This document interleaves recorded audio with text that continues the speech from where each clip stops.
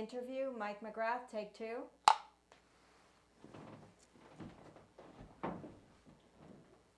Ay,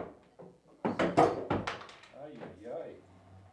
You think I'm making enough noise here? Are you okay? That was a sound check. See if Yeah, you- that was just, that's for the sound guy, later, a little gift for him. With my ears, man. Sorry, Bill. Okay.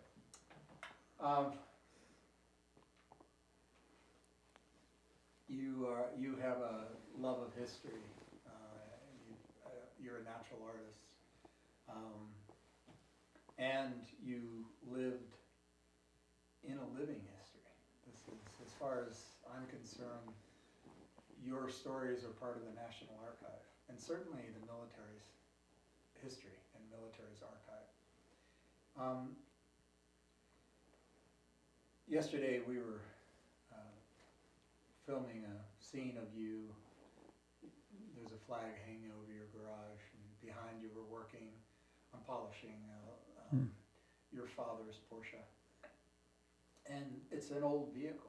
Yeah. It's got a piece of history. It's a piece of history. It's a relic of the past that's still preserved in quality and reminds us of something when people see that car. So many young people today have a hard time, I think, in some ways, appreciating what has gone into creating the privilege that we all experience. When you good? Yeah, we're good.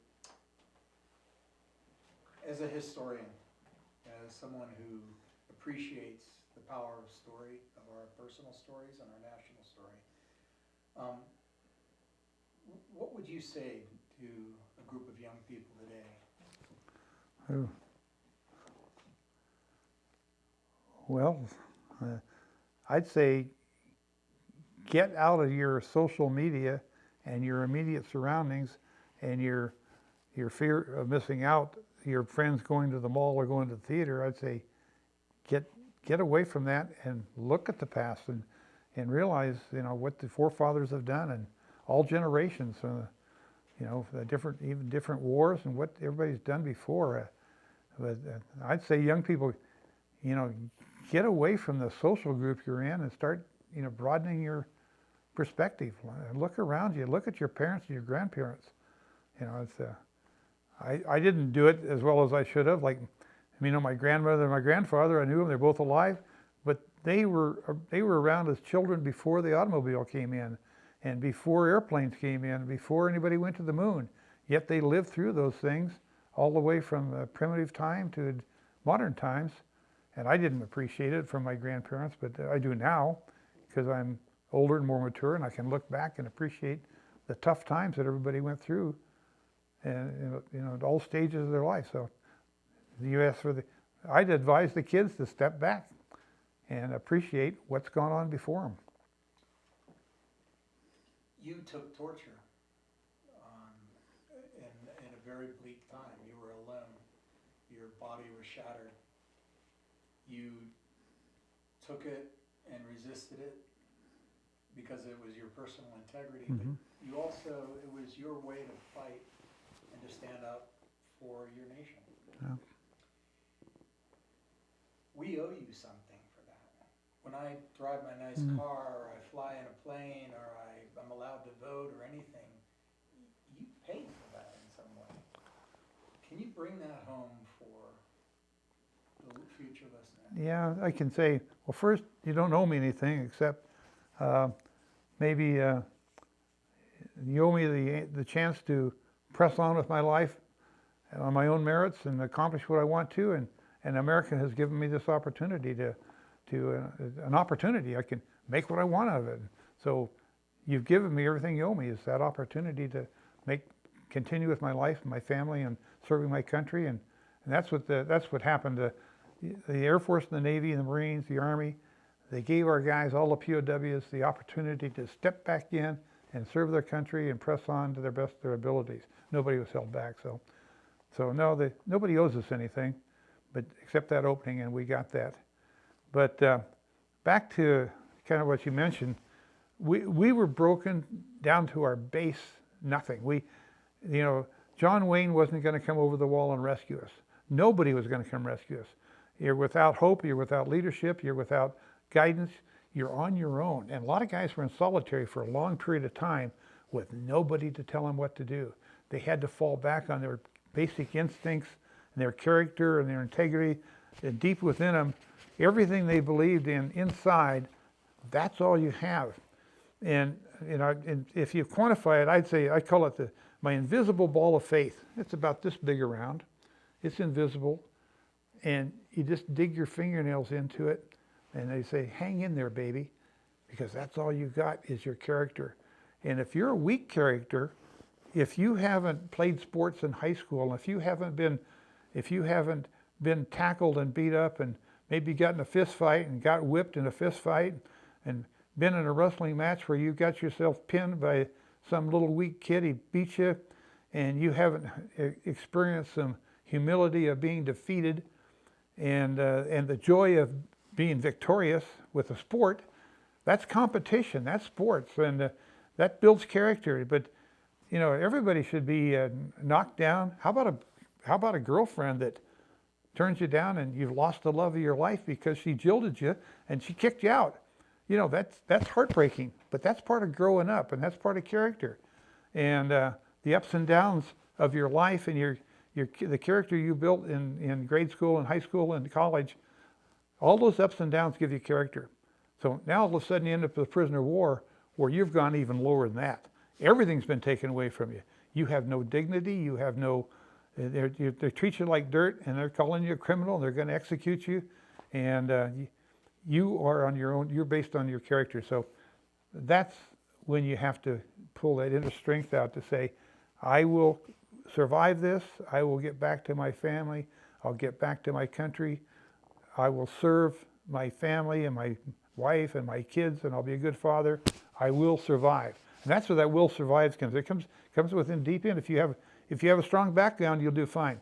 Now, some people that had weak backgrounds that hate to say it, were into drugs and marijuana and had been kicked out of high school and didn't graduate and were caught stealing or any number of things and had to join the military or go to jail, and they have a weak background and a weak character.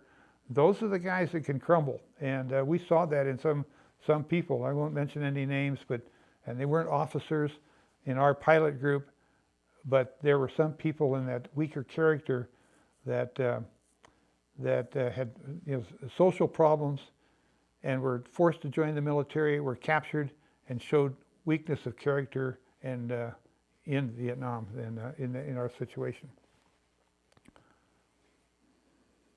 If I were to say to you, Mike,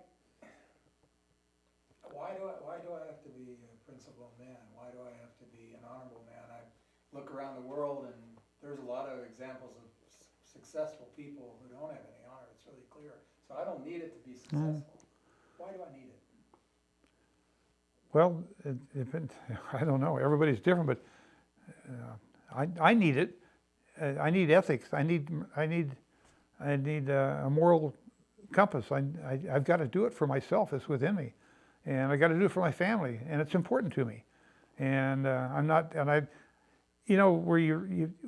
kind of like it when you're jerked out of a high school and you're thrown into a military academy, Army, Navy, Air Force, Marines, Coast Guard, Merchant Marine. You're thrown into an ethic where they say, don't lie, cheat, or steal. Basic things, but it's driven into you.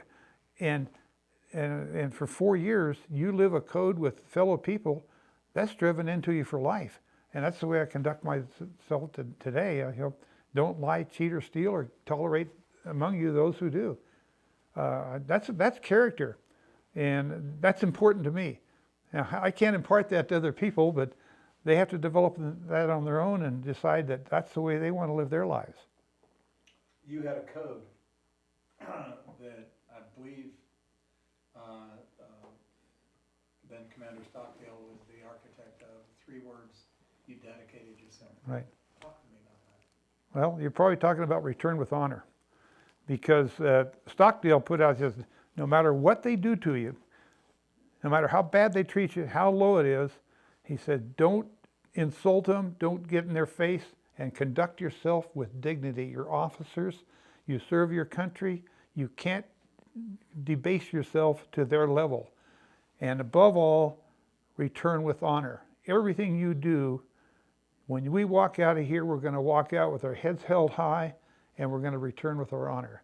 And that was our motto. We organized, we called ourselves the 4th Allied POW Wing, and we're now incorporated as a 501c19.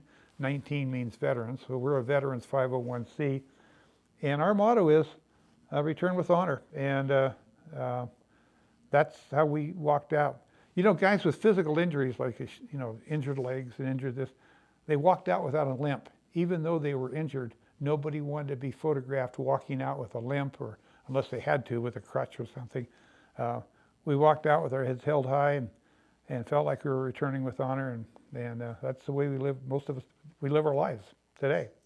You won't find any POWs, any of our group, that serves a jail time or was sent to jail with a felony or anything. You know, that even the 662 of us who got out alive, I think all of us are continuing to live the life of honor.